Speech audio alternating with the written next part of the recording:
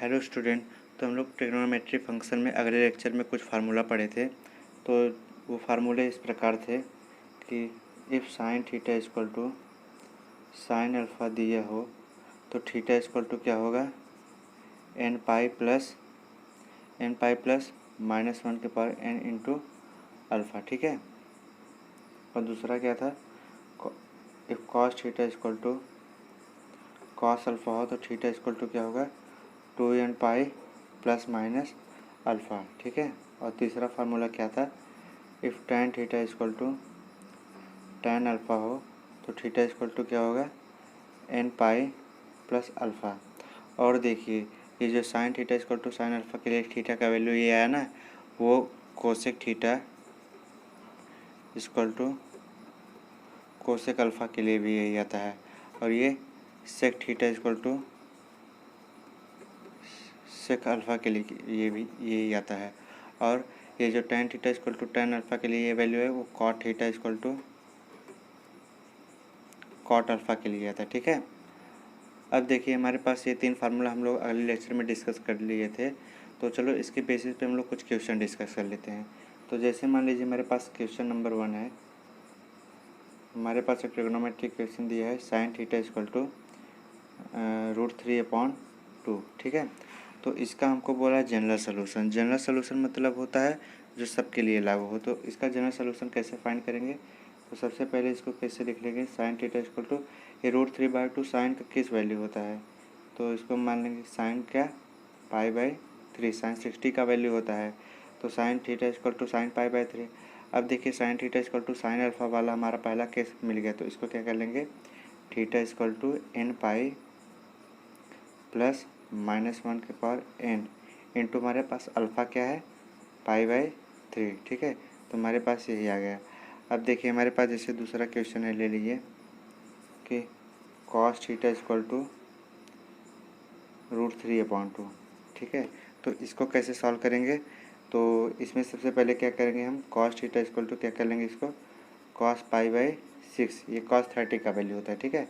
अब इसमें cos theta equal to cos alpha वाला सेकंड वाला फार्मूला मिल गया, तो ये क्या हो जाएगा, theta equal to 2n pi plus minus alpha. Alpha हमारे पास क्या है, π/6। ठीक है। तो हमारे पास इसका ये आ गया। अब देखिए जैसे हमारे पास तीसरा क्वेश्चन है कि tan थीटा इक्वल टू कितना दिया है, √3। तो देखो इसको कैसे करेंगे, tan थीटा इक्वल टू √3 दिया है, तो इसको भी सबसे पहले हम क्या कर लेंगे, tan theta equal to tan π/3, क्योंकि tan 60 का वैल्यू कितना होता है, √3। अब देखेंगे इसमें क्या करेंगे, तो अब हमारा थर्ड वाला फार्मूला मिल गया, तो इसमें क्या होगा, theta equal to n pi plus alpha. Alpha क्या है हमारे पास, π/3 है। अब देखिए हमारे पास जैसे क्वेश्चन नंबर 4 है। अब जैसे ले लीजिए कॉट थीटा इक्वल टू कितना ले लीजिए, 1/√3। ठीक है।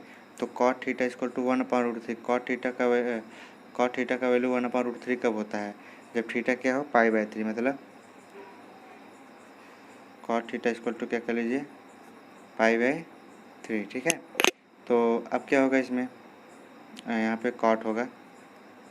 अब देखिए हम बताए थे कि जो tan theta equal to tan alpha के लिए लागू होता है, वही cot theta equal to cot alpha के लिए भी फार्मूला लागू होता है।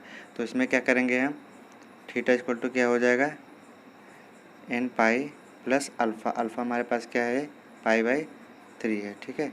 तो हमको यही प्रूफ कर बोला था करने के लिए। अब फिर और क्वेश्चन देख लेते हैं। तो जैसे हमारे पास एक क्वेश्चन है, ले लीजिए सेक थीटा इक्वल टू कितना दिया है, 2। ठीक है।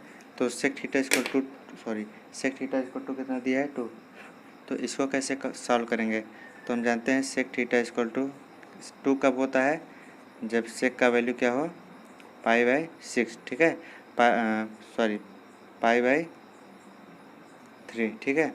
अब देखेंगे इसमें sec theta equal to sec alpha, तो सेकंड वाला फार्मूला लगेगा, वो cos theta equal to cos alpha के लिए भी लागू होगा, sec theta equal to sec alpha के लिए भी लागू होगा। ठीक है। तो हमारे पास थीटा इक्वल टू क्या आ गया, 2n pi plus minus alpha. Alpha हमारे पास क्या है, ये π/3 है। ठीक है। अब देखिए इसमें हमको क्या बोला था, जनरल सोल्यूशन फाइंड करने के लिए। ठीक है। तो जनरल सोल्यूशन हमारे पास यही होता है, जनरल सोल्यूशन का फार्मूला। ठीक है। तो स्टूडेंट देखो हमारे पास एक टाइप का और क्वेश्चन है जैसे हमारे पास क्वेश्चन है, क्या दिया है, इक्वेशन में साइन थीटा इक्वल टू कितना दिया है, 1/2। तो इसका हमको प्रिंसिपल सोल्यूशन पूछ रहा है, ठीक है। प्रिंसिपल सोल्यूशन क्या होता है, देखो प्रिंसिपल सोल्यूशन वो होता है कि थीटा का वैल्यू फिक्स होता है। थीटा कहाँ से कहाँ तक होता है, 0 से लेके 2π तक होता है, ठीक है। थीटा की वैल्यू 0 से 2π के बीच में आना चाहिए, प्रिंसिपल सोल्यूशन वही होता है। अब वो थीटा पे डिपेंड करता है, थीटा 1 हो या 2 हो, जाए जितना हो, ठीक है। अब देखिए जैसे हमारे पास यहाँ पे क्वेश्चन दिया है, तो इसका प्रिंसिपल सोल्यूशन पूछ रहा है। तो देखो इसको कैसे सॉल्व करेंगे।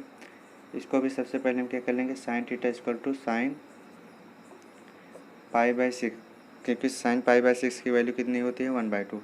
अब देखिए sine theta equal to sine π/6, एक तो हमारे पास ये हो गया।